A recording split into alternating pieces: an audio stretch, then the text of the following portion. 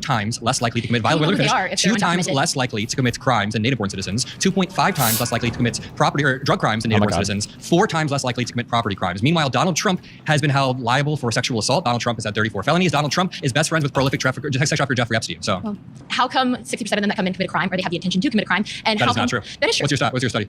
I believe it was in 2 articles I learned in my college class. Who do you think commits more crime? You learned in your college class that 60% of illegal immigrants commit crime?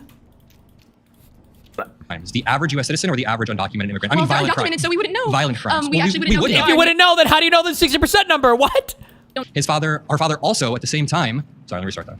1 second. Imagine you're taking your daughter over to her friend's house, and as you're going over there, you learn that her friend's father had been held civilly liable of sexual abuse. He was best friends with prolific sex trafficker Jeffrey Epstein, and it said that he could just walk in on girls in dressing rooms like he did in the Howard Stern show. Would you let your daughter go over to that person's house? The chances would be actually the same, because I wouldn't know who those people are. The undocumented immigrants. Well, no. Would you bring your daughter over to that person's house? I don't think so. Okay, but oh my God. He's the most corrupt president in U.S. history. To me, it sounds like fascist, most corrupt in history. Who's escaped the law because of his give me the drag people permission. I need it. I'll work on it. Something. To drag people. What do you think is radicalizing more people, Nick Fuentes or MSNBC? Probably MSNBC. Really? More so than Nick Fuentes? I hear someone laughing behind me. That's kind of, when immigrants move into the country, they are a net benefit. Can you cite a study of the opposite? I can cite theory. I can cite economic theory. You asked me for a study and you can't cite one? Because the barriers are increased. What are the barriers? The only barrier we talked about is work requirements, and that's working 20 hours a week. You got me. That was a good one. That was really good. Thank you. You got me. My name is Adam Mockler. I talk politics on YouTube every single day, and I am a liberal college dropout. Today, I'm surrounded by 20 conservative college students. My first claim is, Trump is causing a rise of fascism in our generation.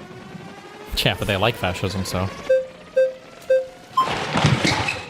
Hey, Adam, I'm Scotty. Nice to meet you, Scotty. Hey, would you mind unpacking a little bit more what you mean by rise? The rise of fascism, yeah. Over the past decade, we've seen a normalization of more fuck fascist, you anti-democratic ideologies. neurodivergent fuck. You didn't even tell me you were watching a fucking video. I hope that you and this guy never talk again. I want him to know who the real fucking you is, and then that's it. This is the one thing. I want him to fucking come out and disown you harder than you've ever been disowned in your entire fucking life. I want you to think about fucking jumping out the window. You get fucking disowned so hard. You stupid fuck. Go back and enjoy your fucking video, retard. Kill yourself. Got him. Trump's claim to fame entering U.S. politics. He was famous before this, but he entered U.S. politics by saying Obama wasn't it. The rise of fascism, yeah. Over the past decade, we've seen a normalization of more fascist, anti-democratic ideologies. Just to explain, Trump's claim to fame entering U.S. politics. He was famous before this, but he entered U.S. politics by saying Obama wasn't born in America. He convinced a large swath of the country that Obama was not born in America. 4 years later, he was chanting "Lock her up" at a political rally, and no presidential candidate had done that before. 4 years after that, he had couped the government, or at least attempted to coup the government. And now, we are in a new era of libs, okay? I call them the example libs, okay? Don't just speak about concept or theory, just give examples. Because, man, with Trump, you can just fucking run it the fuck down. And it is really hard to argue against. In the city of Chicago, he's posted AI memes of Chicago being invaded. He sent the military into Chicago. So over the past, like I say, decade and a half, we've seen a normalization of fascism in America. And I think it's manifesting in our generation in unique ways. We can talk about the Politico story, but yeah. Yeah, no, I would say let's talk a little bit more about what fascism actually is. Because I think fascism now is let's a move. loaded term. What's your definition? And before I get there, what I would say, when you attach fascism to Trump's name, that is a slap in the face to all the Jews who were exterminated under fascist law. Fascism doesn't just have to do with Jews. Donald Trump is absolutely... it was Hitler. When you think of fascism, you think of two people. You think of Hitler and you think of Mussolini, who killed millions and millions of people. Trump is not that. What's your definition of fascism? I would say fascism is one person or one party who is silencing and who is demeaning and who is, I guess you would say, opposing and silencing any other opposition. It's kind of right. I know it's more nuanced to that. I'd say a better definition is a far-right authoritarian ideology with one leader at the top with a cult of personality who forcibly suppresses opposition, as you said, but at the same time, he erodes democratic norms and there's hyper-militarization involved, military in the streets. Do you disagree with any of that? I agree with you that Trump did send in the National Guard which one right of those, to Chicago. Which one of those descriptions does not describe Trump? All those terms. I would say that Trump, I guess you'd say, what are his motives behind doing these things? You were pressing me on the definition of fascism. Okay. There's always like another layer of conversation to retreat to for Trumples, right? So like, let's say that we define a rapist as a person who raped somebody. And it's like, okay, well, why would we say that this person's a rapist? Well, here's a video of them raping someone. It's like, whoa, okay, hold on. Well, let's define like rape. What do we mean by rape? Well, when you forcibly insert something into somebody without their consent. Like, okay, wait. When you say forcibly, did he punch them? Like, when we say force, well, the person didn't want... Okay, so he didn't really force, right? Like, he didn't, like, knock them out, right? Well, there was, like, he held them down. It's like, okay, but, like, when you normally have sex, aren't your hands on the person and you kind of keep them still a little bit, right?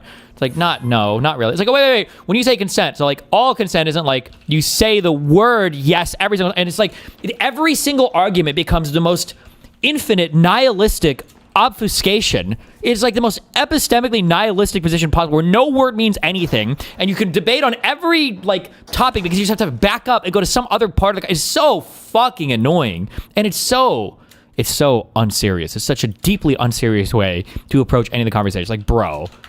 I gave you a few qualities. Which of those qualities does not describe Trump? Say those qualities one more time. It is a far-right authoritarian ideology with one leader at the top who is a cult of personality. He forcibly suppresses opposition. They like hyper-militarization. Okay, so forcibly, I disagree with forcibly doing that. Give me an example right now about forcibly. You know, a really good example is lately Jimmy Kimmel was taken off air by the FCC because the FCC. I knew we were going to go here with Jimmy Kimmel. I knew we were going to go there. But do you have proof that Donald Trump told the FCC commissioner to restrict those? Okay, well, just because he said it doesn't mean that he necessarily. That Trump did it. Sorry. No. That's not. Did you hear? You know who the FCC commissioner is? Yes. Okay. No, I actually don't know exactly who it is, but I know what it is. Brendan Carr. So if you don't know who it is, and you might not know that Brendan Carr said in an interview, we can do this the easy way or we can do this the hard way. It was essentially a mobster threat. Other than that, Donald Trump has attacked law firms. He has attacked universities. Jimmy Kimmel might not be the best example because he's a late night show host, but it is a glaring example. I get it. Yeah. Right. I would disagree with you. And what do you mean by like forcibly? Right? Because I pre-watched. To be fair, I was late today because I pre-watched. I'm sorry. I did pre-watch this whole thing. I did. I'm sorry. My bad. I'm sorry for doing that today, but what, you know. Bruh. Fascism to Trump, right? When we attach fascism, we attach that to Hitler and Mussolini. Jimmy Kimmel, he didn't have anything direct to do with taking Jimmy Kimmel off of air. The reason why Jimmy Kimmel got taken off of air is because nobody liked Jimmy Kimmel. I've maybe let's talk about the word forcibly. Jimmy Kimmel. He's not that funny. Let's talk about the word forcibly then. Forcibly doesn't mean through violence. It could be using the state, using the government or your position of power to try to suppress the opposition. Donald Trump has spent his entire political career acting like the Democratic Party shouldn't exist. You know, Act Blue, the fundraising Biden and Obama have done the same things. What are you talking about? It's not about IRS, forcibly. Let me ask you, what has Trump done? Do the IRS forcibly thing. remove the opposition. Okay. He's spoken against the press. Yeah, can I ask you a every question? president has done that of all time. They've spoken against the opposition press. But that doesn't mean he's forcibly removed somebody from that position. Last month, Donald Trump sent out a Truth Social post towards Pam Bondi. Do you know what I'm talking about? Yes. He said, Pam, I want you to indict these 3 people and move fast. True. What happened Good is Eric examples. Siebert, the federal prosecutor from the Eastern District of Virginia, then was forced to resign, forcibly resign, not through violence, but through pressure. Then you see 2 of the 3 people that Donald Trump named indicted for random stuff. You have Letitia James, and then you have James Comey, who got indicted. We also just saw John Bolton indicted. Can I ask you, is indicting your political opponents for speaking up against you? They did the exact same. Wait, am I retarded? Or was Bolton indicted? Or did I know this?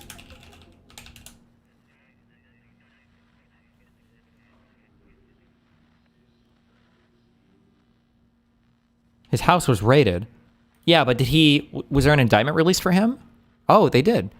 Wait, were all 3? He was the first one. Oh, maybe I just forgot then. Oh, so then all 3 of those people were indicted. Letitia James for the mortgage stuff, Bolton for, I don't remember what his indictment was for, and then and then Comey. So all 3 of them were. Nice.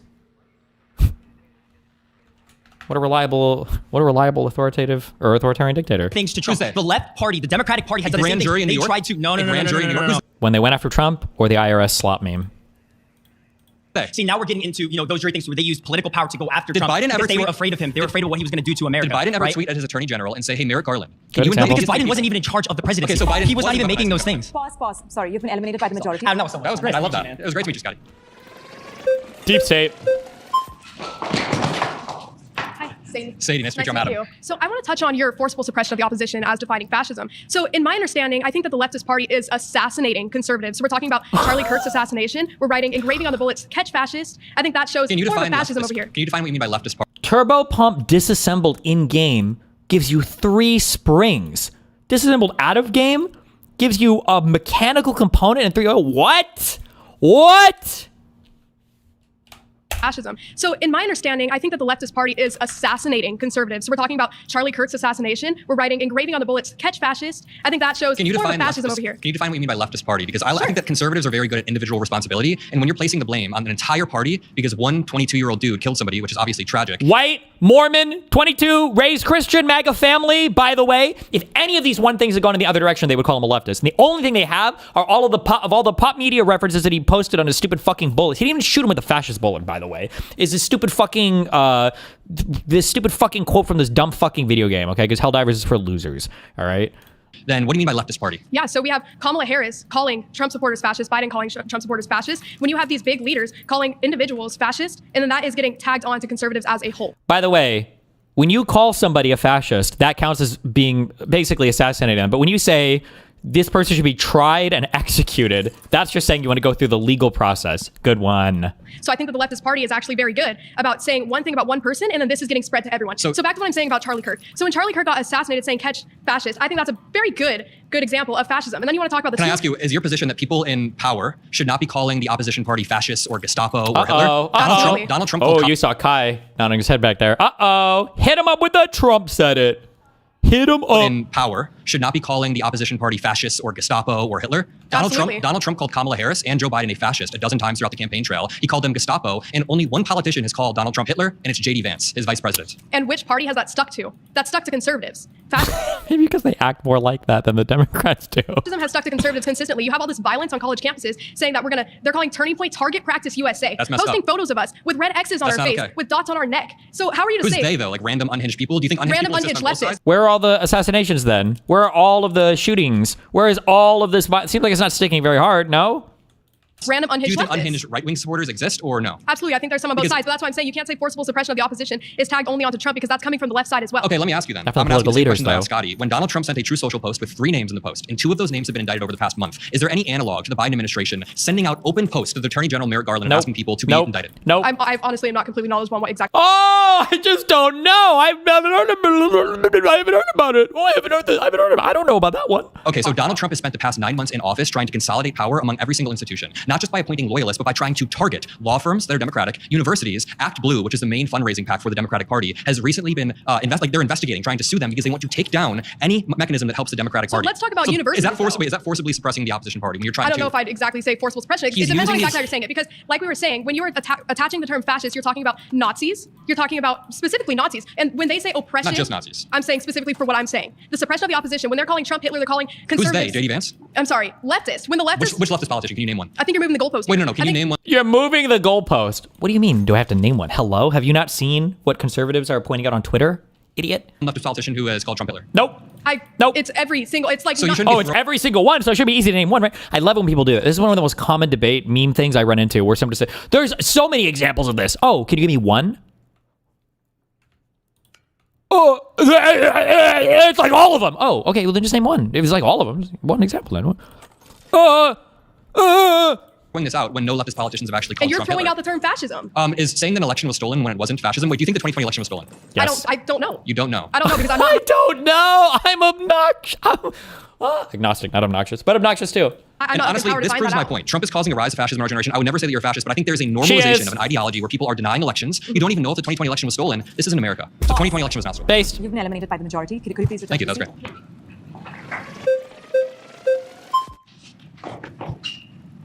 Nice to meet you. Nice to meet you as well. So you keep saying Trump is a fascist. Yep. You just keep throwing that term around. I didn't say that. I said he's causing a rise of fascism. Can you in our generation. I would define? consider him a fascist. Define fascism. He's not a fascist because a fascist is a one-party rule. There's 2 parties in the United States. It's not one party, and he's not using violence to control power. It's not like after 2028, you're never going to see Trump again. His 2-term limit is over. That's not fascism. If you want to see fascism, go to the Middle East. I'm Egyptian. If you want to see fascism, I can show you what fascism is. When the president. Okay, you said fascism is one-party control. Yes. Donald Trump has spent the past decade acting like the opposition party shouldn't exist. Caroline Leavitt just the other day said the entire Democratic voter base is Hamas terrorists, criminals, and illegal immigrants. Stephen Miller says the Democratic Party is not a party. It is a domestic extremist organization. Donald Trump has called my side Nats, the enemy within, and people who need to be taken care of. He's trying to get the military to boo Obama and liberals. So Donald Trump, over the past decade, does not want the Democratic Party to exist. That's why they're targeting Act Blue. So you're telling me that mechanisms. he doesn't have the right to criticize the Democratic Party at all? That's not criticism. Oh, they do the thing. So I can't put my dick on a person? So it's illegal. You're saying it's illegal for me, right? Some guy goes into the hospital, his face is completely fucked up. You beat the shit. Oh, so just curious. Let me peace code here for a second. Do you apply the standard everywhere?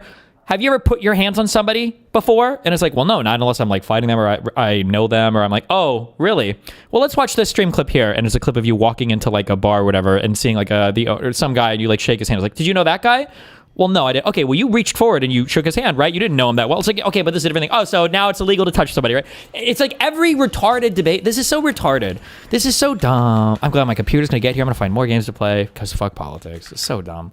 The Democratic Party. It's so unserious. Targeting You can't criticize people now? Act Blue. So you're telling me You should just start masturbating in these we should whip it out and just start fucking jerking off. And say, if you don't like it, just don't look at me, bro. You're telling me that he doesn't have the right to criticize the Democratic Party at all? That's not criticizing the party. That's using your power to take down their What the fuck did I come to this? They tried to impeach him twice. And also, isn't that fascism? Why are you trying to... Wait. It's fascism when you impeach somebody? He's acquitted twice. Hold up. You think it's fascism to go through the proper processes to impeach somebody? Wait a minute. When one party controls the narrative, when you had Twitter, Wait a minute. Just go back 1 second. Impeaching somebody is not fascism. Impeaching somebody is going through the proper processes. Making a false narrative around him. That's what they did. Oh, if you want to talk about false narratives, no, they did a false narrative. 2020 election because Habibi, listen, calm down. Like, take a deep breath. You've cut this guy off so many times. Why are you? How does he need to calm down? Listen. You know, take a deep breath. So when you have a party, bro, you're literally sweating. You're out here like fucking like you're in Egypt right now, bro. Okay, calm down. Take a deep breath. You're pressed. Party controlling the narrative on social media, and they were telling when there was pre-COVID. Wait, who owns Twitter right now? Elon Musk. Who's bought TikTok? Right wingers. Who owns Facebook? Mark Zuckerberg. Okay, but they switched the narrative. They switched the narrative based on who's in power. So right now you got Trump. Right, you're saying he's a fascist. Is that your claim? Is that what your claim? That America's gonna be a... They switched the narrative based on who's in power. So then how were Democrats ever in control? If anything, you're just making an argument for the social media companies being in control. Because if they switched the narrative based on who's in power, why would you ever let the opposition party gain power? What? Fascist nation? Is that your claim? No, my claim is that Trump is causing a rise of fascism in our generation. And you know what? Sitting in this room proves it because you guys are all blind to the fact. You're blind to the fact that the 2020... I'm Syrian, but I haven't been to the Middle East. Okay, have you been to the Middle East? Have you seen fascism in Syria when they're killing Christians just because they're faking? That's fascism. That's fascism. Killing people. Listen, it's a white guy. It's a white guy. By the way, you want to know the biggest indicator of a person's whiteness? And sometimes, and this is what I love again about whiteness, and whiteness was a concept, by the way, the SJWs were totally white. Whiteness is a concept that's created to exclude people, okay? This guy is white. You can tell they're white anytime some retarded motherfucker opens their mouth and it's like, we need to talk, okay, about violence, okay, in the Middle East, okay, against Christians. Oh my God. Every time. Come on, bro. Of all the, that's what you're gonna focus on? Why? Of all the things to focus, get out of here. Get the fuck out of here. Now you guys understand this. Okay, thank you. Thank God you guys understand it. It means fascism is attributed to those people because they kill people. Trump is not killing anyone. Doesn't just mean you kill people. Yes, it's one party signing everyone off, and they're trying to control the whole population. Do you think if Donald Trump and Stephen Miller had it their way, they would let the Democratic Party exist, or do you think they would go after opponents, fundraising mechanisms, et cetera, et cetera? Which one? No, what Trump is doing is... You've been eliminated by the group. No answer. No answer to any question ever. Based. King. That guy's a king, by the way. Damn. Nice to meet you. Nice to meet you, Adam. Ethan. So I want to get started with talking about how you're saying sitting in this room with all of us who are blind to the truth or whatever is proving your point about the rise of fascism. It seems that you are doing exactly what people have been saying and applying this slave. Oh, you're saying that we're all wrong because we're biased? Ironic. Doesn't that make you also biased? Needlessly to so many conservatives, like painting with a broad brush. And it makes me wonder if you really use fascism in the way, in like how the word means, or if you're using it as like a manipulation technique to silence opposition. My intention is never ever to paint an entire party as fascist or anyone in this room as fascist. I don't think anyone is. But I think that there's a blindness and there's a normalization of fascism. Can I ask you a question? Sure. Was the 2020 election stolen or was it not? Was it legit? I'm not sure, but can I ask you a question? No, I'm not sure. Then you're saying, oh, okay, just curious. Does your dad like to fuck little children? Are you agnostic on that? Because you don't know, right? You haven't even known your dad his whole life, right? Because he was alive for 20, 30 years before he had you, right? So I'm just curious, would you answer that question with the same level of fairness, right? I don't know if my dad fucks kids. I'm not sure. He might have before he had me. Maybe. Who knows, right? Answer that question. That should be the follow-up every time. Every time that should be the follow-up. Do you think elections can be stolen? Let me finish. Do you think it's impossible for elections to be stolen? Oh, is it? He should hit him with the piece. Are you saying is it logically impossible? Like I would have to, contradiction would have to be entailed by this. Like, bro, what a fucking, this is so retarded. Of course, but in the United States, Donald Trump then took 60 court cases, 60 cases of election fraud. He lost every single one. So he went to the courts legally? After he went to the courts legally, what he did is that didn't work. So then he called election officials. You know Brad Raffensperger from Georgia. Have you heard this phone call? I have, yeah. He said, can you find me 11,000 votes? After that didn't work, he tried a fake... I think you're speculating a lot on what he meant on that phone call. Okay, but then after that, he tried a fake elector scheme. You've heard of this, right? He tried to gather fake electors in 7 states to override the real electors. After that... Didn't they do that with Hawaii? January 6th happened. I know everyone's going to sigh at this, but do you know what was happening inside the Capitol on January 6th? What was happening? Do you know what was happening inside the Capitol? They were like... ratifying or affirming like the election. Mike Pence was certifying the results of the election. And what were the people chanting outside? There was a group of people chanting, "Hang Mike Pence." So wait, when Trump, wait. I don't even care if you rip these points from me. A lot of these are my points. They're good. They're good points. Hell yeah. It's so funny because wait. Who was I debating? Was it that one fat retard where I was like, who did I debate? Where I was like, what were they chanting outside? And he was like, oh, I don't remember. It's like, weren't they chanting like revolution or whatever? And we were like, maybe. And it's like, what was like, what was my question? It was like, what was the Revolutionary War? Would you consider that like, would you consider the Revolutionary War like an insurrection or a revolution or rebellion or whatever? Maybe that was it. And the guy's like, well, no. It's like, what? This is the point you have to be married to now? Or, oh, was it 1776? And I was like, would you consider 1776 like a rebellion or insurrection? Like, no. It's like, okay, bro, if that's where we're at, okay. But wait, let me finish. Okay, when Trump said the election was stolen before it even happened, and then he stood on stage when 50% of the votes were counted and said, I won this election, and then he calls election officials, and then on January 6th, the day they're certifying the vote, people writing... Oh, also, if anybody's listening that goes on these events, this is also a good point, too. I've been reminded of this a few times, and I always forget to bring it up. Trump did not say that the 2020 election was stolen, that was the only one. He also said that in 2016, they rigged it too, even though he still won. He said 2020 was stolen, and he also said in 2024, they rigged it too. Remember that. He said that every single election that he's participated in has been rigged in some way. Remember for 2016, he said that they would have, I think he was like, we would have won every single state if they hadn't rigged it. And he said that it was the Hillary 2 million or 3 million votes or whatever. He said were fake votes. They put together a commission to find it. They found nothing, by the way. He might have said the same about midterms, but yeah, basically every single election that Trump's been alive for and politically active for, he said has been rigged or stolen, or there's been massive fraud, the amounts of which would be greater than any fraud in every single U.S. election put together in all of U.S. history, by the way. Oh, wait, was this?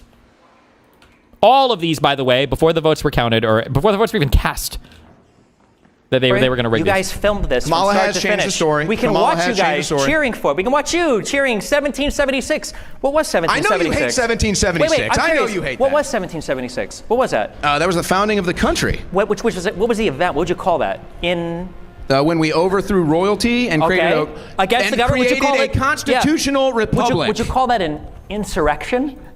No. 1776, the revolutionary. You wouldn't call that an insurrection? So are you pro-insurrection now? You just babble and stammer so much I can't figure out where you're at. Tell me what kind of an insurrection when an emergency notice goes out to go home. No. Okay, good one, Chief. Okay, so do you get what I'm saying? I think I get what you. And now I'm sitting in a room of people who don't even know if Can I it's speak stolen for a or not. second? Yeah. Okay, so how do you feel about that report that came out showing that there was like 274 FBI informants in the crowd on January? Oh my God. People who have at one point in time said to the FBI, this doesn't prove anything. At any huge 100,000 person wide event, there's going to be people in the crowd who have probably informed the FBI or worked with the FBI in some capacity. What you're trying to say is that they incited it. We have thousands of videos from outside the Capitol. If all these people were involved in inciting, all of these FBI people were involved in inciting the riot, show one video of it. Just one. All you have is rate apps.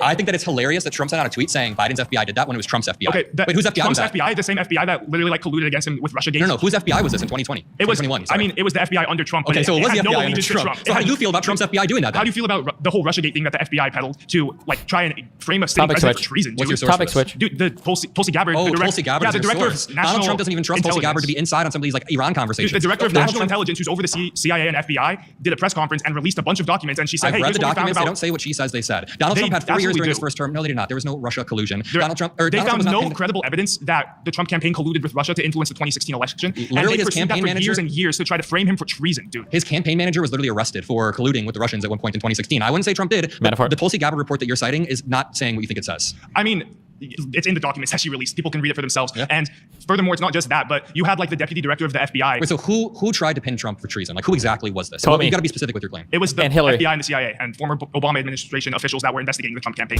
leading up to the election. If they were so powerful, all these people were working together to pin all of this on Trump, why didn't they? If they were willing to do all of this hoax, collusion, making up bullshit stuff, why didn't they? Where is the indictment then? Why not just make it up? If you've gone that far, why not just make it up? Wait, what? You've been eliminated by the majority. Nice to meet you. That was a great conversation. Thanks. Hey there, Adam. How you doing? Great to meet you. Great to meet you. Nice to meet you as well. All right. Well, I guess I have a few questions. Sure. I want to start with, you seem to be kind of in newsland, and I kind of want to come back down to reality. Sure. So I'm a college student at UC Berkeley. Mm-hmm. I've had a student, it's documented online on Instagram, come up to me after class, vaguely threaten me, and say a bunch of stuff. That's terrible. Yeah, university does absolutely nothing. I filed a report. I did everything. Vaguely threaten me? Wait, what does that mean? Why, he should ask for what was the message? Wasn't even removed from my classes. And this is all documented and up online. So I, as a student, don't have the freedom to go share my opinions. The day Charlie Kirk died, we requested security. The university turned down our request for security. These are the real examples of fascism that we see every single day. Are you trying to equate one random No. Wait, no, hold on. Are you trying to equate one random college student who I condemn, who I think is with Donald Trump using his power to try to consolidate as much of... No, you're not. Okay, so what are you trying to say? So I'm trying to say that there's a system of the university here that's set up against conservative... By system, do you mean one student? No, I mean that there's a system that I reported this person to and nothing happened. And that's fascism. This is part and parcel. Well, it's stifling conservative speech on campuses. And my point here is, and we saw back in the 2020 election, the suppression of the Hunter Biden story, I don't think the election was actually, ballots were thrown in and it was rigged. I don't believe that. So you think... So wait, you do or you don't? Sorry. I do not believe that. You don't think the election was stolen? There's probably a few people here who disagree with you. Does that worry you at all? I think it's slightly worrying. worrying. But It's slightly worrying that people think the election was stolen because they were I think it's convinced much more by the concerning president. that when I table on my campus, I have students telling me that Charlie Kirk deserved to die, throwing up L's in my face, laughing Listen, at me. that's terrible, but you can't equate one or a few random students. You're with equating four listen, four the people president just of the said that. United States convinced a large portion of the country the election was stolen when it wasn't. So I what highly is the condemn different claim? these random. Okay, I just want to ask you a question. Yeah. You're saying that this is fascism. Can you provide your definition? So of this mine is small nullified? scale. So I would say there's a few definitions. I think all of them are. Do you like valid. mine? Bullying. Can you repeat your character? Actually, I want to pause because you wanted to talk about the rise of Yeah, you fascism, go for and it. that's what I have the In our biggest problem generation. with. Because your claim isn't that Trump is a fascist. Your claim is that Trump has contributed to the rise of fascism. Yeah, that's Why better. do all the fascist people in American politics hate Donald Trump? Why did Fuentes not vote for Donald Trump? Why did all the people who are openly claiming, Mehdi Hassan, you saw that Jubilee surrounding? I was going to say, wait a minute. Why do all these people who are openly admitting that they're fascist? Why does not a single one of them support Donald Trump? They are openly admitting that they're fascist, and a lot of them do support Donald Trump. Number one, no, the people in that I have episode were spoken with these people. conservatives. Number one, but number Conservative, two, not Republican. They don't vote Republican. But also, what about the Politico story that released? Okay, Did you so read we're that? changing the point. No, Okay, no, no, I no. understand. Wait, You wait. change the point. That's I'm fine. not changing the point. You This asked. is. No, no. You asked me. Unless you want to contain it to one Let's Jubilee go, episode. go to the- Let me finish. Unless you want to contain the people we're talking about to one Jubilee episode, young people, not only young Republicans but young conservatives. Sure, they are turning to fascism at a high rate. Do you condemn what was in that group chat? What group chat? Oh, The YR Politico group group chat. got me. Yeah, yeah. I would personally condemn what was said in that group chat. And what was said in that group chat? If Wait, it wait. Can you tell me what was said in that group chat? I Yeah, so would they described personally- like watermelon people. They said why they did love he Hitler. hedge They that said so a lot much? of- Wait, wait. What did they say about gas chambers? They said if you don't vote for me, you're getting sent to the gas. Okay, wait a minute. And these weren't just young Republicans. These were like 20, 30, 40-year-olds, Okay, can I correct? respond? No, no. These were 20, 30, 40-year-olds, and some of them were state senators. So younger people seem to be inclined towards fascism. You can respond. I'm sorry. Okay, younger people seem to be inclined towards fascism. Yes, and all these people don't like Donald Trump. Those were young Republicans, Let me dude. finish speaking, okay? Okay. So it was a reaction. Got him. All right, thank you. Later. No response for you. Later, bitch. Later. Hi, nice to meet you. Hi, I'm Sarah. So I'm a lot more concerned about the rise of violent left-wing rhetoric among Gen Z than so-called fascism, because I'm sorry, if you think like that Left-wing chat rhetoric? was any sort, like that meant that fascism is on the rise, it's like you've never been at Call of Duty lobby. Like it's called making edgy jokes. Okay? Wait a minute. You make And- those types of jokes? They're not jokes, though. Oh my god. Whoa, shit. Hold on, my inner incel just fucking flared up when this person who's never been in a Call of Duty lobby in their life just talked about Call of Duty lobbies. Oh my god. Hold on, I just got a flash of white woman hatred in me for a second. But that's not what this is. Okay, this is political conservative hatred. Okay. I don't personally, but like that's Okay. like every young man ever Wait, do any has of like you made a joke raise like your that hand in if you make private. those types Let's of be jokes. for real. Like Okay, so no one will actually admit it because it's kind of weird to make those types of jokes. everyone makes those types, and that means you have like I no don't. male friends if you've like never No, been in a room where people my male like, friends say tell- the N-word as a joke. Like it's No, like my male everyone- friends. There's a difference in setting. Like, you must understand that, right?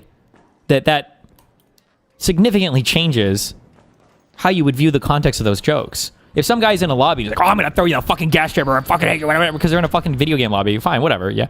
You can argue whether you should or shouldn't say it. I think edgy jokes are babe, so go for it. But there'd be a big difference between that versus like a teacher who has a kid who like doesn't do their homework on time, and the teacher's like, oh, you're fucking late all the time with your fucking homework, Johnny, I'm going to throw you in the gas chamber. That's not the same thing, right? I think the context and where you're making these jokes kind of matters a little bit, just a little bit. does that, and you know it's true. And it's like, if No, not, you're probably not surrounded everyone by does like that. homosexuals. Okay, my male friends and I tell each other to like kill themselves. We do funny Oh, okay. stuff. Oh, that's so shocking. Oh my gosh. Okay, but we don't it's say- Like, but there's a difference there, okay? A white dude getting killed in a video game and screaming the N-word is a lot different than people in a group chat being like, I actually think that Jews are engaged in a mass migration scheme to replace all of white people across the entirety of the Western world so that Israel can take over. It's like, bro, you don't make edgy jokes sometimes? Oh, so you don't believe that? Well.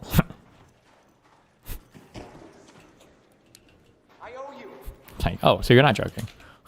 joke. We don't say and the difference off to the is gas that chamber. The difference is that young leftists genuinely worshipped the murder of Charlie Kirk and Luigi Mangione, who are people committing genuine acts of violence, and they genuinely condone that. So that's the big difference, because I mean, I saw literally graffiti on college campuses saying "kill." Okay, the Luigi Mangione thing, that is weird and bad, and you guys are weird and cringe and losers for celebrating it. However, basically every constituency in the United States celebrated this fucking Luigi Mangione shit, except for like fucking neocons, okay? Because I'm pretty sure even fucking MAGA tier, especially younger people, are like, oh, fuck yeah, fuck large corporations. Because it's not like these guys are huge corporate defenders or whatever. Like, I remember Ben Shapiro's comment section when Ben Shapiro was like, guys, we probably shouldn't be encouraging random students to, or random kids to be murdering CEOs. And his whole comment section was like, Ben, you're out of touch with the American public. We need to murder every healthcare CEO. all Charlie Kirks. They are inciting violence, and that is a totally like normalized thing to say to like Okay. celebrate the fact. And that's serious. And the political group chat was a joke, and you know that. Okay, so your concession is that, you know, people talk like fascists in private sometimes, but you're worried that leftists are using increasingly violent rhetoric, like the people you were talking about. Because Luigi one Mangione thing is supporters. serious and one thing is a joke. Okay, I want to You ask you know one thing. Did one Democratic politician support what Luigi did? Can you name any actual Democratic politician? No, but it doesn't Okay, matter so because on the we're other talking side- about Oh, it doesn't the matter rise about of generation. Twitter. You're not No, no, talking no. about politicians in No, your no, state. no. You're I talking am about talking the about rise. politicians as well. So on the other side, now you're- no, no, you're- no, no. Let me. Let me clarify. What about young leftists? What about the violence that young leftists? Let me clarify very, very quickly. So you're trying to point to young leftists on the left, but on the right, there are politicians in power. People like Stephen Miller, who says the Democratic Party is a domestic extremist organization. Caroline Levitt just the other day, as I said that the entire base is Hamas terrorists and criminals. So when you have people in power on the right, wait, they're using this rhetoric and normalizing it that goes downstream. And you have left-wing media like MSNBC cheering backstage when Charlie Kirk was murdered. Wait, you think people are being murdered because of MSNBC? You think MSNBC is radical? Yes, I do. You think MSNBC is radical? Oh, absolutely. What do you think is radicalizing more people, Nick Fuentes or MSNBC? Probably MSNBC. Really? More so than Nick Fuentes. I guess I'm laughing behind me. That's kind of, But also, there's a fundamental difference between people in power using rhetoric and random leftists. Listen, I'm a young liberal. Don Lemon just told people to shoot ICE agents. Don Lemon just told illegal brown people to grab guns so they can shoot ICE agents when they show up at their door. Is Don Lemon not someone in a position of power? Did he really say that? Do you condone that? Did he really say that? Do you condone that? No, you should not shoot ICE agents. He said that you should have a weapon in your house. Don't you support the Second Amendment? Not for illegal immigrants, because they're not allowed to legally own firearms. Can I clarify something?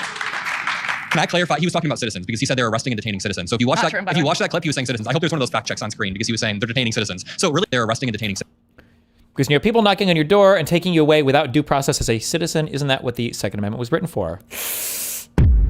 Citizens. So if you watch that clip, he was saying citizens. I hope there's one of those fact checks on screen because he was saying they're detaining citizens. So really quickly, citizens wouldn't need to be like shooting ICE agents. I don't think anyone should shoot ICE agents. That's the most fucking libcuck argument ever against the Second Amendment. What do you need a gun for unless you're a fucking criminal? Oh my God, bro. I don't even know. It's not even like a horseshoe. It's like a Down syndrome horseshoe. It's like deformed itself into agreeing with the most retarded parts of the left. What the fuck? But he was number one. I'm not Don Lemon. I'm not Don Lemon. That's a ton. No, we're saying left-wing people openly incite violence. Can I just clarify very quickly? I'm a young liberal, and I completely wholeheartedly condemn anyone on my side who is number one talking poorly about Charlie Kirk. Number two, saying insane stuff. Talking poorly about Charlie? Okay, you're giving way too much ground there. Okay, fuck Charlie Kirk. Then half your party. Do it. Oh, you think? Okay, can you name one Democratic person in position of power who said something about Charlie Kirk that was? Yeah, I just said like half of the people on MSNBC. We saw the video the second he died. I don't know because they're off camera. We heard the cheers the second he died. Well, on your side. Oh wait, I feel like I know what she's talking about. Or maybe I don't. Wasn't there a, it wasn't MSNBC though. Wasn't there like a TMZ thing where I think somebody on a channel said something about how Charlie Kirk had just been shot. And I think you hear some people in the background laughing, but they were doing a different show or something. And they were talking on that show and somebody made a joke and they were laughing. I don't think they were laughing in response to Charlie Kirk. I'm pretty sure there was like a ton of stuff that was released about this. This was not them all laughing at Charlie Kirk being shot and killed. That was a TMZ clip, which is a Fox show, and the people laughing when they're watching. Yeah, I don't think,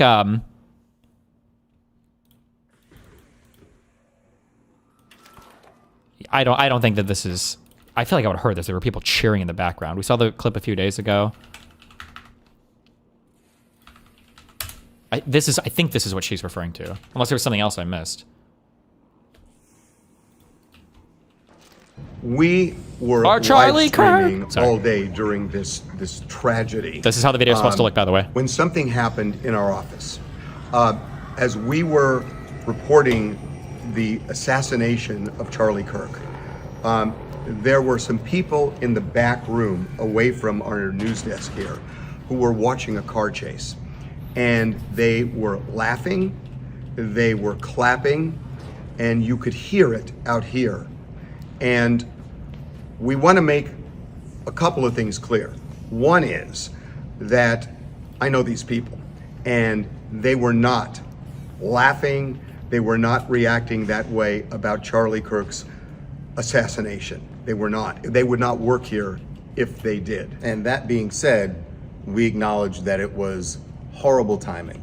And for that, we are sorry. We apologize. We apologize that you had to hear that. And I get why, if you're watching the stream, you may have felt that that's what the laughter was about. We assure you, it was not about that, but it was horrible timing. And by the way, I get it too, and he gets it because we listened as we were talking. You can go back and look on the stream. I actually walked off camera to go back and find out what the hell was going on because it was inappropriate for the laughter at that time, but no one.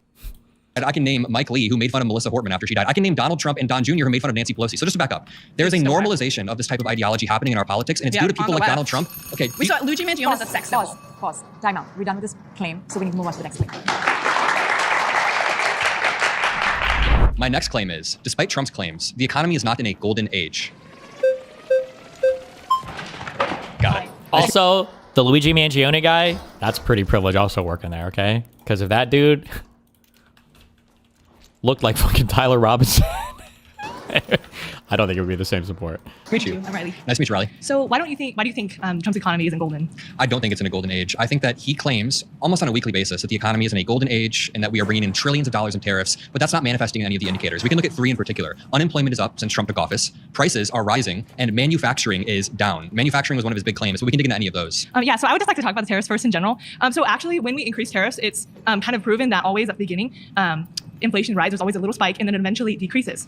We can also see that Trump would do this to eventually, in hopes to, improve domestic manufacturing and self-reliance. Because, for example, we get about 60% of semiconductors and 90% of microchips from Taiwan. They're the leading manufacturer of those in the whole world. And currently they're at war with China. And if China takes over Taiwan, then we're in big trouble, right? So I would just kind of like to add that it's really important that and not only do tariffs help us get that self-reliance and create more jobs, we also can use tariffs to make more money, bring more money for our country, because to fix the national debt issue that Biden's team caused. So. Yeah, let's start off with the first claim about tariffs reshoring manufacturing. They absolutely can be used to reshore certain industries into the United States, and that's a good point, but that's not how Trump's using them. He placed blanket tariffs on every single country except for Russia and North Korea for some odd effing reason. But then he has been kind of weird about these tariffs. Like, there's no actual concessions that he's trying to get. He placed tariffs on countries that we had free trade with. And then secondly, when you do tariffs, really quickly, when you do tariffs all via executive order, all of his tariffs were via executive order. None of them actually went through Congress or were long-term and binding. There's no actual incentivization for countries to reshore manufacturing, because then there's there's no continuity into the next administration, right? Can you agree that when you do it all via executive order, the next administration could just, run it all back? So we've seen a decrease in manufacturing investments. I would like to add that when we see that employment rates will rise and costs will go down, we've already, we're not even in his first full through. He said 90. He's the one that's claiming we're in a golden age and said 90 deals in 90 days. Also, can I add that when tariffs are added about, like you said, about multiple across all nations in the world, that is like I believe I'm saying the right name, neo-exceptionalism trade policy. So we can have more communication with other countries and also to just generate more wealth also as well. And that's not manifesting in any of our manufacturing investment. That wealth is not manifesting for the U.S. people. In fact, this type of tax is regressive. Can you agree that tariffs are paid by the U.S. consumer? Like, can you split with Trump there? Yes, of course, tariffs are paid by the U.S. consumer. But as we can see, that when we use tariffs to have domestic manufacturing and to just generate more wealth, we can rely on ourselves and not look to these other countries like we have been for so long. That's right, but it's not what Trump's doing. Actually, real private fixed investment into manufacturing structures in the United States went down. Biden actually had a few acts that incentivized, like the CHIPS Act, incentivized the building of chips and semiconductors in the United States. But Trump is tearing up these trade deals and then piecing them back together with tape and signing his name on it as if he did something when he didn't. But as we can see with Biden's era of presidency, inflation actually increased. And why? What was going on? It hasn't decreased, and we actually see as of August, I believe, that median household income has increased $1,000 already. And in his first term, we've seen. You've animated. It was a pleasure. That was great. Five Springs! Five Springs! Whoa! Got you. What's up? Hi, nice to meet you. Isaiah. I want to give you 30 seconds, and I want to give myself 30 seconds just to understand where you're coming from. Yeah, so again, there are a few indicators that you can look at, but if Donald Trump is going to claim that we are in a golden age, then we necessarily had to have been in a golden age under the end of Biden's term, because so far, youth unemployment is up 16% since he took office. That's people in this room. Youth unemployment is up. That's not a golden age. Unemployment for Black Americans is up 20% since he took office. That is not a golden age. We can look at inflation over the past, since Liberation Day in April. You can look at inflation and it has gone up. We were actually trending down at the end of Biden's term and as Trump took office, but now it is trending back up. And all of this is for what? No actual reshoring of manufacturing quite yet. All right, so to go based on, you want to talk about unemployment? Any of it, yeah. So to go based on unemployment, the reason why it's actually higher is because under Biden's Inflation Reduction Act, that actually increased the inflation margin significantly, only because it actually did, in fact, increase taxes. It did say it was going to put $1.5 trillion back into the economy for roads, infrastructure, all that. It didn't actually increase anything necessarily. Actually, that was more so actually given to the states actually to do with the money as they choose. As far as tariffs go, yes, obviously inflation does increase as well as also a slow growth. That's not a golden age then. But as far as that goes, it's actually for long-term development. How long? Well, it could take as much as 5 years. 5 but that's years? Also an investment in your diversity. Is that what the people voted for? I thought they voted for immediate relief. As far as actually 5 years of... yeah, don't get me wrong. Egg prices did drop, so did gasoline prices. The only reason why California isn't as high is just because of California's regulations. But either way, while he does actually influence the economy through his executive orders, he can't control every single price. Can I ask you, do you think we're in a golden age right now, as Trump claims? Do I think that we're in a golden age? I think we're actually we're heading towards one. Do you think that Trump has brought in the amount of money he claims? He claims it's $18 trillion. He says $17 to $18 trillion based on tariffs. I do believe so, because as far as the tariffs have actually done, companies have actually started to set up their businesses here in the United States. The problem is, okay, a few things. Number one, there was a CNBC article that came out just yesterday where they interviewed 12 business owners, and all of them said that the tariffs have impacted them so negatively that they've had to reduce the amount of people that employ them. They've had to slow down their growth. And when it comes to the $18 trillion that Trump is claiming, they're just inflated numbers that Trump seems to be lying about. And my entire point is, when unemployment for young Americans, for Black Americans is going up, it's higher. Especially because we actually outsource our employment from other countries as well, which actually will be brought back to the United States when they actually... When? 5 years? Like I said, it's an investment. You have to also give it time for the economy to actually heal. We were already healing. We were at a pretty good pace. The stock market was hitting all-time highs. Then when Trump announced the Liberation Day tariffs, it dropped, and it took months for it to return to those all-time highs. It took months. Thank you. Thank you. I appreciate it. Have a good day. That was great. Kind of got a little dumpstered.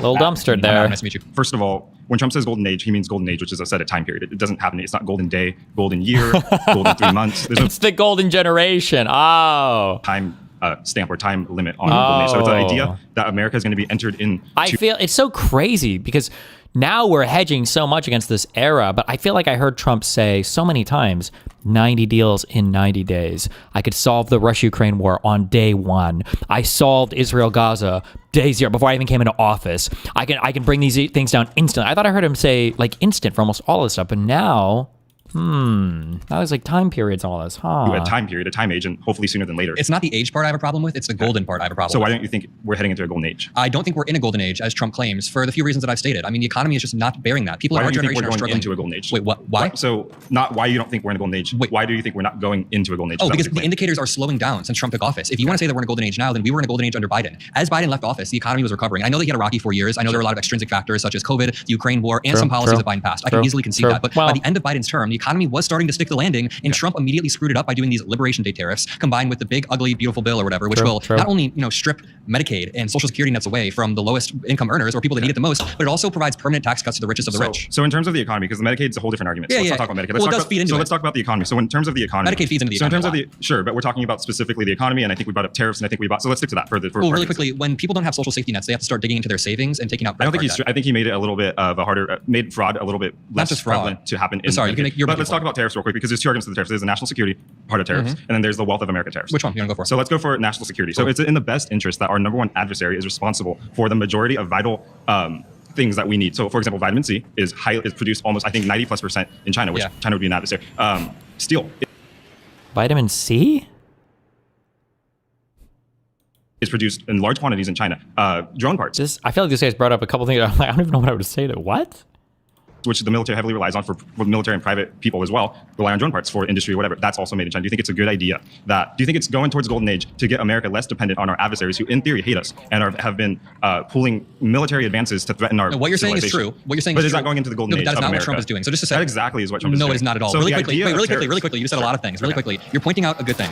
During COVID, a lot of our supply chain flaws were exposed heavily. We relied on other countries for certain technologies and certain masks. And I think everyone realized, oh shit, wait a minute, our supply chains are really just in other countries. We need to reshore some stuff. But when it comes to Trump's tariffs on China, can you name me any indicators that bear that we have reshored, what is it? You were saying steel, reshored, any sort of this technology? Well, the idea that we have $7 trillion, I think it's almost at $7 trillion. I just debunked that number. Yeah. Okay. So the debunker. So where does the $7 trillion come from? Name a few countries. So I haven't even listed what the $7 trillion is about. Okay. So so the $6 trillion, maybe almost $6 trillion. So it's around $6 trillion and the high 800. It's about $5 trillion. So it's depending on where you get your data, 6, 7, whatever. It's like 3, 6. So my point is, if you let me finish, is that. You want it. You just won right there. Sorry. There you go. My entire point is that you talk about manufacturing going down, and it takes about, because I work in government, it takes about like 2 years, at least in California, to even go from groundbreaking to ribbon cutting. Well, so I mean, in terms of manufacturing going down, the way you look at from groundbreaking to ribbon cutting, is he saying that in 2 years you could stand up a whole new factory from surveying and everything else to opening? If I had to guess, if I was just making shit up all the time, my guess would be like 5 to 10 years minimum. 2 years seems really fast. I guess it's depending on what kind of manufacturing you're talking about, but manufacturing, what's promised, what's been promised to be reinvested into America. So that's my first entire. Do you think companies have any incentive to reshore manufacturing long term when these are all done by executive order and not actual binding trade deals gone through courts? Well, I think the trade idea deals is are that big. Trump's tariff policy is to impact the future economic. But we're not policy seeing of the that country. investment into the future. So is going down. whether they see the promise or not, they've promised almost $7 trillion into the economy. So do one more time. in terms of that, I think it's a good idea that China is no longer holding us hostage economically. My second point to the national intelligence is that the fact that we are in an almost $1 trillion trade deficit, which deficits when you import more than you export, which is not a good thing. Would you say that? That was great. That was fun. Clap. So, hi, good to meet you. Great to meet you. Martin, nice to meet you. Martin, I'm Adam. Perfect. So, get what off we're talking me! about is because we already established kind of the golden age is a wide range of time. Sure. More so talking about the golden part. Well, yeah, I'm saying for the age, talking about this entire Trump presidency and Do really. you think we're in a golden age? Like he claims? I think we're entering one, and I think that we're getting there. We're getting there. More so, any indicators moving showing off that of the we're tariffs, entering truck crashing into the polls. Aspect of the Trump's economic presidency, which is the one big beautiful bill. Okay, that'd be great. Yeah, so I assume you're against the one big beautiful bill, correct? Yeah, certain parts of it, for sure. Okay, for sure. So I think the biggest part of it is the extension of the 2017 Tax Cuts and Jobs Act. Are you pro or against that? I mean, that's fine, but it depends on the context around it. So Donald Trump did is permanently extend the Tax Cuts and Jobs Act tax cuts, and that disproportionately benefits the richest of the rich, but at the same time, like I said, at the same time, he cut social safety nets for people at the very, very bottom. And you know what the Tax Cuts and Jobs Act says? Like, really quickly, if you look it up, the Tax Cuts and Jobs Act over the next few years will lead to hundreds of thousands of people, hundreds of thousands of children losing free lunch at schools, while it also allows billionaires. It also allows billionaires to now write off private jets. Now, none of us in this room benefit from having a private jet. Let's touch on the first part. You said that most of the tax cuts are concentrated, within the top 20. Disproportionately, I wouldn't say most. Yeah. Well, sure. So 60% of the tax, so 60% of income earners actually do get tax cuts under the One Big Beautiful Bill, under the extension of the Tax Cuts and Jobs Act. Specifically, the median American family we're seeing a tax hike of $1,800 a year should the Tax Cuts and Jobs Act. And I'm glad they extended that. Yeah, absolutely. But like I said, the context matters. When you're extending that, you're removing social safety nets and allowing billionaires to write off private jets. People in this room will benefit a lot more from like kids getting free lunches than writing off private jets. I don't see anyone in this room. Social safety net part, though. So the best example the left always brings up is cuts to Medicaid. The actual most prominent cut that we made to Medicaid was it was actually just changing who could qualify for it. Instituting work requirements of 20 hours a week. They tried this exact thing in Arkansas and it kicked 18,000 people off of their Medicaid. Yeah, and after I would say that if someone isn't working, then they shouldn't be getting health care. No, but these were 18,000 people who had increased barriers to get Medicaid. What happens is these people who are vulnerable already. Barriers to seeking a job? No, it's not just that. It kicks people off because the barriers become so hard. People with jobs can still get it. But the problem is, listen, what are the barriers that are so hard? The problem is when it comes to this, with the Tax Cuts and Jobs Act, with that, the barriers for Medicaid, one second. No, okay, so it's like, you said barriers. What are the barriers that are so hard besides getting a job where you have to go work 20 hours a week? There's already a qualification in there that if you're disabled, then that doesn't apply to you. I mean, what are these barriers? The left always speaks in these like just abstracts. Like that's actually like what are the barriers? The increased barriers are when people are vulnerable and already working part-time, and then you cut them off of Medicaid. Yes, people can get Medicaid with this, but the problem is when 18,000 people like in Arkansas are like what? He should flip this. Don't let them control the conversation. You say sometimes there are points that feel so like just the truism thing. Like, oh, okay, it feels bad, right? But it's worth it to explore that sometimes. Like, okay, there should be work requirements for Medicaid. All right. And it seems like that intuitively feels right. I guess, yeah, you should be working, I guess. It's like, well, hold on. Should there be? Let's think for a moment, okay? Person has no job and he's on Medicaid. What healthcare do you think this motherfucker is consuming? Do you think motherfuckers without jobs that are on Medicaid are going for like weekly labs to fucking CVS or Walgreens? Like, oh, just checking my free testosterone today. Oh, just wanted to get my 78th HSV 1 and 2 and syphilis test today. Like, what healthcare are people on Medicaid consuming? That are like broke and not working? They're probably not much. Would be my guess. Probably not much. Now that's just a guess. Now, if you want to say, well, what about when real shit gets real bad for them, or whatever? Okay, then they're going to an emergency room, and what? It's either Medicaid or it's just going to be free at that point, right? Like, what is the next step there? Are you saying that we need to start turning people away at the emergency room? Should there be work requirements for an emergency room visit? Like, yeah, you don't have a job, motherfucker? You're dying. Time for you to die. Like, what are we even talking about here? I want to know, okay? I want to know. Somebody tell me, okay? Who now, and also, it's hard because I don't know how many people LARP is poor people or what, okay? Maybe I just have poor trauma, or maybe I was a retarded poor person, okay?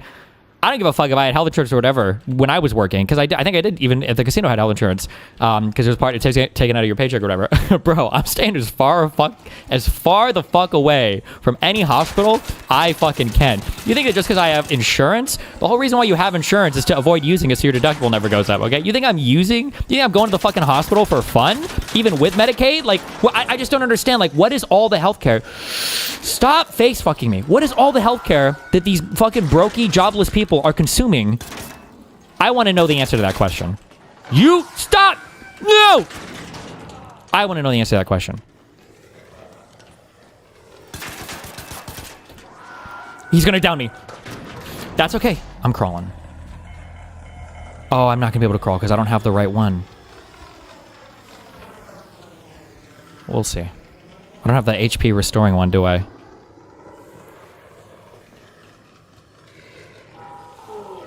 Careful, that guy's a mean guy in there. He's on fire though.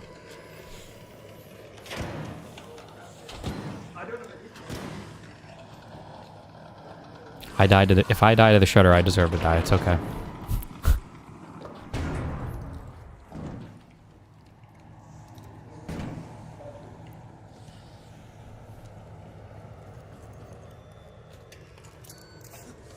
You're a saint. No, I don't. Here, have this. It'll be on SoundCloud next week. Tell all your friends. Kicked off of their Medicaid. No, the 18,000 people were kicked off of their Medicaid because they couldn't get access to it. What happens then is that they have to dig into their social safety, they have to dig into their... So how do they not get access then? Because the barriers are increased. When people are vulnerable and already working part-time, and then you cut them off of Medicaid. Yes, people can get Medicaid with this, but the problem is when 18,000 people, like in Arkansas, are kicked off of their Medicaid. No, the 18,000 people were kicked off of their Medicaid because they couldn't get access to it. What happens then is that they have to dig into their social safety, dig into their. So how do they not get access then?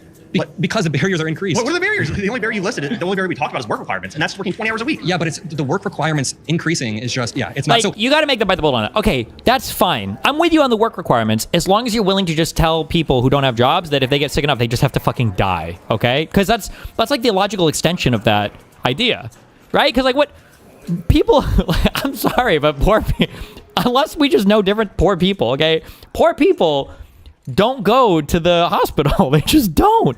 You work these jobs. These motherfuckers have the most fucked up teeth you've ever seen. They're like, John, like, why the fuck are you always limping around? Whatever, why don't you ever pick up this shit? Why don't you help me with this? Like, well, I broke my leg, 2 years ago, and it just never felt right afterwards. And, the bone still sticks out sometimes if I bend over too much. Like, where are all these people on Medicaid that are doing their luxury hospital visits? Like, here I am to cash in on my weekly lab report. It's so retarded. I don't know. Wait, can you concede? So we agree. Work requirements are a good thing. We can find common ground. Can you concede that with the tax cuts and wait, listen, can you concede that what the Tax Cuts and Jobs Act does is it permanently decreases taxes for the richest of the rich, but then it also but it also temporarily gives no tax on tips. Do you know that part? Yeah, no tax on tips. But that's only temporary. So what it's like? It's like waving on it because you always wanted to test out. Okay, wait a minute. Which is the reason why the original program had an expiration date. Wait, let me bring this back. So the permanent tax cuts for the richest of the rich don't have an expiration date. Because we already did that. We already had the program. They don't have an expiration date, but you have an expiration date for the things that are going to help them. Why is there an expiration date for the people who are the most vulnerable? It's a trial program, and the tax cuts for everyone were made permanent. Like, the tax cuts for everyone were made permanent. Why would you not make the tax cuts permanent? You know when they end? They end right as Trump's leaving office. So this is what it's like. It's like waving a $100 bill in front of somebody's eyes while giving thousands of dollars to the richest of the rich. The early part. Can we concede again that work requirements are good thing for Medicaid? Sure. Yeah. Right, perfect. Awesome. So you support Donald Trump on that? No, great to know. I don't support. No, listen. When you sat down, I said the context matters. The context of permanent tax cuts. Wait, do you? Let me ask. If you could have it your way, would the no tax on tips be permanent or? If it works out, then I want to make it permanent, which will. If you had it your way, would the no tax on tips be permanent now in the big beautiful bill, or do you think that them? Can you explain no tax on tips? Did people really declare their tips when they did their taxes? The restaurant I worked at was a little weird, or not weird, but it was because people all paid at the counter. So I don't know if it's like this in normal jobs, but my guess would be you probably hear from millennials in my generation like, oh, nobody reports their tips, or people only report a percentage as well. My guess is the vast majority of tips today, like 80% plus, probably get reported. Because most of it is going through the point of sales now. Because if somebody uses a credit card and they tip you out that way, then the system will track it, and you kind of have to report those because it'll show up on, I think on our paychecks that I don't remember they would just show up on our paycheck. They wouldn't like give us cash at the end of the shift. They would just show up, so the sellers kind of have to. Now, I don't know if maybe in other restaurants people still tip the majority of the time with cash. Maybe that's different in different areas, but even when I was working, people were starting to use credit cards pretty often. My guess is most people use credit cards these days. And if they're using a credit card, it's going to show up on paperwork somewhere. You basically have to pay tips on it. Firing right as Trump leaves office is a good thing. I want to make sure that they work and then make them permanent. I want to make sure that we don't need to expand it. I want to actually have a sound public policy. Why do you think Trump made them not permanent?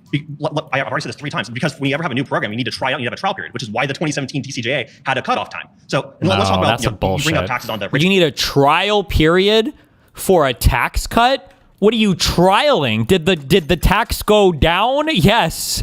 Okay, what are you trialing for this? Hello? Just Americans. Yeah. So I assume you're opposed to the Trump's tariffs. The Trump tariffs, yeah. Okay, why? The Trump tariffs for a few reasons. Or just tariffs in general. Why are you opposed to tariffs? I'm not opposed to tariffs in general. As I've said, there are ways to do targeted tariffs, but when Donald Trump got into office, he placed tariff on every single country except for North Korea and Russia. I find that pretty weird. But listen, I want to ask you, after 9 months of going through this tariff stuff. So we're talking about cutting taxes for the rich Americans and all Americans. The reason why that's actually a good thing is because you want people investing more money, especially right now when we're seeing an AI revolution. Listen, I want to ask you, after 9 months of going through this tariff stuff. So we're talking about cutting taxes for the rich Americans and all Americans. The reason why that's actually a good thing is because you want people investing more money, especially right now when we're seeing an AI revolution, which is about to make our country. Investing more money in what? If you're investing money in your own business, that money is already not being taxed as an expense, right? Use your reinvestment or whatever if you're buying supplies and shit. If you're just talking about stocks and stuff, I don't think that these companies are like, oh, if we don't IPO for enough, our company's gonna go fucking bankrupt. Or all these huge investors are like, man, I used to run hedge funds. I did a lot of private equity. I was a big angel investor, but like the taxes were killing me, bro. When